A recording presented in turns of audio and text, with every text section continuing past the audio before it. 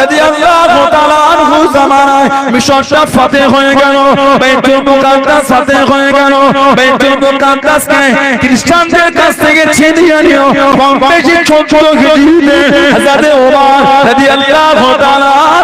হুজুর আমার গভর্নরের দায়িত্ব নিয়ে হযরত আমর ইবনুল আস রাদিয়াল্লাহু তাআলা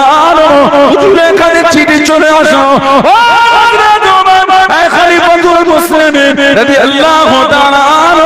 খ্রিস্টানদের জামানায় ইহুদিদের জামানায় ইসলামের অবর্তমানে এদের একটা আকীদা ছিল, এদের একটা বিশ্বাস ছিল, নীল নদের পানিটা বন্ধ হয়ে গেলে একজন মহিলাকে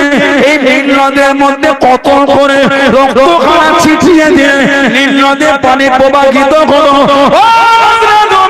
নীল নদের পানি বন্ধ